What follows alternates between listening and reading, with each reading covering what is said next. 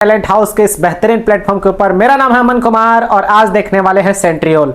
तो चलिए आज देखते हैं सेंट्रियोल के बारे में। किसके बारे में? सेंट्रियोल के बारे में। काफी बेहद अच्छा लेक्चर है आज का। चलिए देखते हैं सेंट्रियोल के बारे में। तो सेंट्रियोल क्या होता है? तो सबसे पहले सेंट्रियोल कैसा स्ट्रक्चर होता है? मेम्ब्रेनलेस स्ट्रक्चर होता है। कैसा होता है? Membraneless structure. कैसा स्ट्रक्चर है सेंट्रियोल? तो मेम्ब्रेनलेस स्ट्रक्चर है। कैसा है? इसमें कोई मेम्ब्रेन बाउंड स्ट्रक्चर नहीं है सेंट्रियोल। दूसरी चीज सेंट्रियोल के बारे में क्या जानेंगे? Only present in animal cell. Only present in animal cell. कहां मौजूद रहता है? सिर्फ एनिमल सेल में रहता है। कहां रहता है बताइए? सिर्फ और सिर्फ एनिमल सेल में रहता है। अब बात करते हैं, आप लोग दो टर्म सुने होंगे जिसमें आप बहुत ज्यादा कंफ्यूज होते होंगे। एक तो है सेंट्रियोल और दूसरा क्या है? सेंट्रोसोम। तो सबसे पहले हम क्या बात करते हैं? सेंट्रियोल के बारे में। इसके बाद मैं बताऊंगा आपको सेंट्रोसोम के बारे में। तो जो सेंट्रियोल है वो कैसा स्ट्रक्चर है? ट्यूब लाइक स्ट्रक्चर है। और इस ट्यूब कैसा होता है? सिलेंड्रिकल होता है। कैसा होता है? सिलेंड्रिकल स्ट्रक्चर है। कैसा है बताइए? कैसा है? सिलेंड्रिकल स्ट्रक्चर है।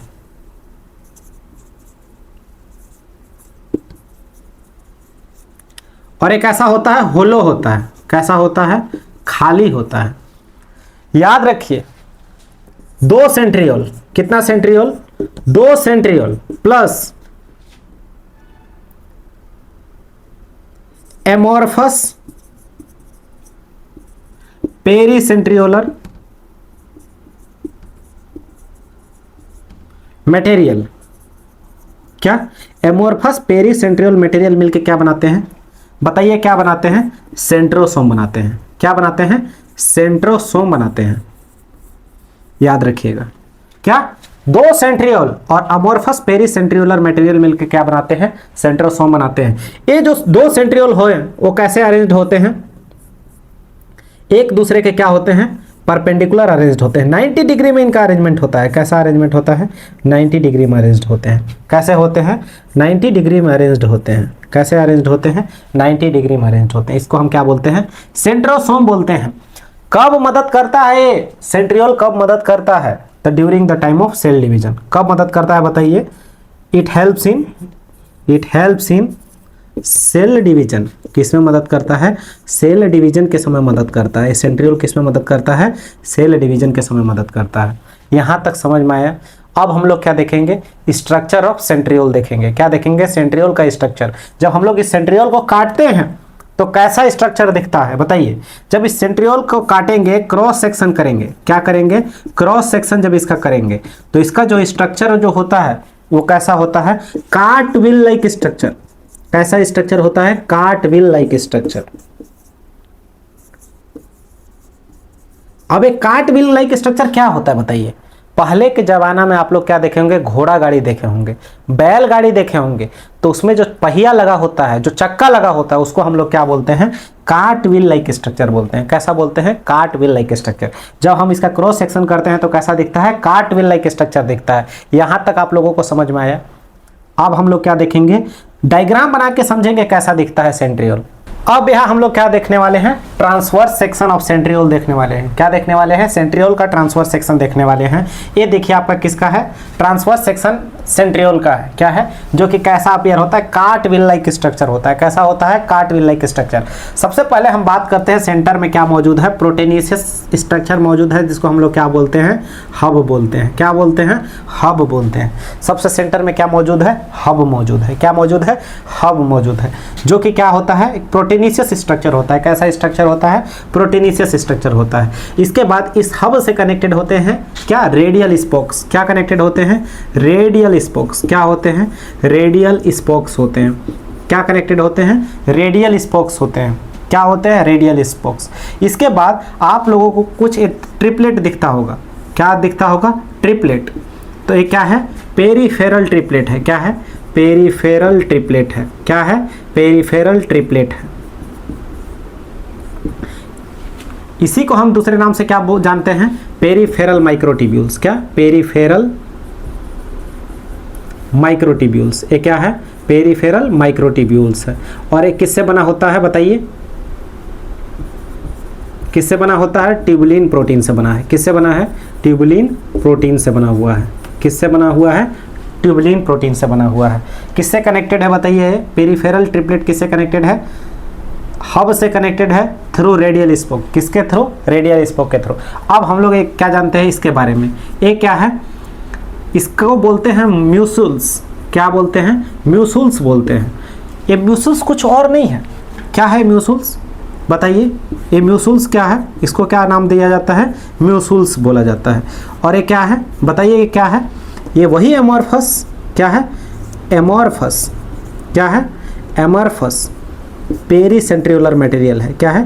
Pericentriolar material. समझ में आया क्या है म्यूसुल्स? इसी का दूसरा नाम क्या है? म्यूसुल्स है, या फिर इसी को हम लोग क्या बोलते हैं? एमॉर्फस पेरीसेंट्रियोलर मटेरियल बोलते हैं। यहाँ तक समझ में आया? एक इसको हम लोग क्या बोलते हैं? Radial spokes. और देखिए ये जो ट्रिपलेट है दूसरे ट्रिपलेट के साथ क्या होते हैं? कनेक्टेड होते हैं।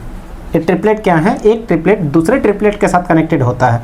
जो कनेक्शन बनाता है उसको हम लोग क्या बोलते हैं? एसी लिंकर बोलते हैं। क्या बोलते हैं?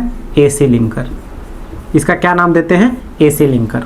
क्योंकि एक इसके साथ कनेक्टेड है सी के साथ। यहाँ देखिए ये सी के साथ कनेक्टेड है, ए सी के साथ कनेक्टेड है, ए सी के साथ कनेक्टेड है, इसीलिए इसका नाम क्या पड़ा? एसी लिंकर है। एक दूसरे को लिंक करने का काम कर रहा है। तो ये हम लोगों ने क्या देखा? ट्रांसवर्स सेक्शन ऑफ सेंट्रियोल देखा। क्या देखा? Transverse section of centriole. अब इसके बारे में कुछ और चीज़ें जानेंगे। क्या जानेंगे? इसके बारे में कुछ और चीज़ें जानेंगे। देखिएगा क्या लिखिए इसके बारे में कि देखिए जो भी सेंट्रियोल है क्या है? यहाँ लिखिए। क्या लिखिए? यहाँ लिखिए कि जो सेंट्रियोल है क्या है? सेंट्रियोल है सेल्फ डुप्लीकेटिंग स्ट्रक्चर होता है। कैसा? सेल्फ डुप्लीकेटिंग स्ट्रक्चर है। कैसा स्ट्रक्चर है? सेल्फ डुप्लीकेटिंग स्ट्रक्चर है। इसके बाद अगर मैं बात करूं कि अरेंजमेंट कैसा है, कैसा अरेंजमेंट है ये देखिए। तो अरेंजमेंट हम लोग कैसे लिखते हैं? देखिए अरेंजमेंट की अगर मैं बात करूं इसमें, किसमें? अरेंजमेंट की अगर बात करूं तो इसमें 9+0 का अरेंजमेंट है। कैसा अरेंजमेंट है? 9+0 का अरेंजमेंट है। हम लोगों को ये चीज़ बहुत स्पेशल है। ये चीज़ ये हम लोगों को क्या करके रखना है? याद करके रखना है। इसमें 9 क्या है? ट्रिपलेट्स हैं। 9 क्या है? ट्रिपलेट्स हैं। एक ट्रिपलेट कितने से बना हुआ है? 3 से बना हुआ है। एक ट्रिपलेट कितने से बना हुआ है? 3 से बना हुआ है। तो 9 कितने से बने रहेंगे? 27 से बने रहेंगे।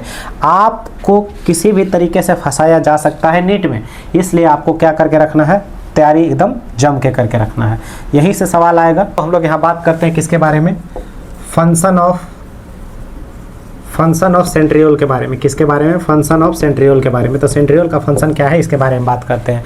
तो सेंट्रियोल बहुत इंपॉर्टेंट रोल प्ले करता है किसमें? सेल डिवीजन में। किसमें? सेल डिवीजन में प्लेस वेरी इंपॉर्टेंट रोल। क्या करता है? Plays a very important role, very important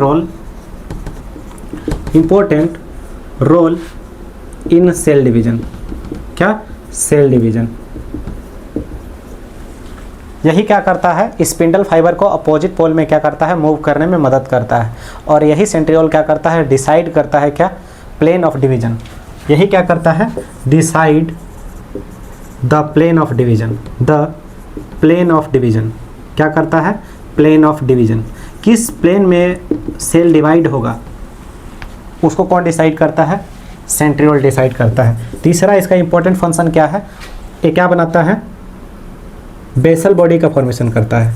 basal body formation in cilia and flagella. कहाँ? सीलिया एंड फ्लैजेला में। सीलिया एंड फ्लैजेला का बेसल बॉडी कौन बनाता है? तो ये सेंट्रियोल बनाता है।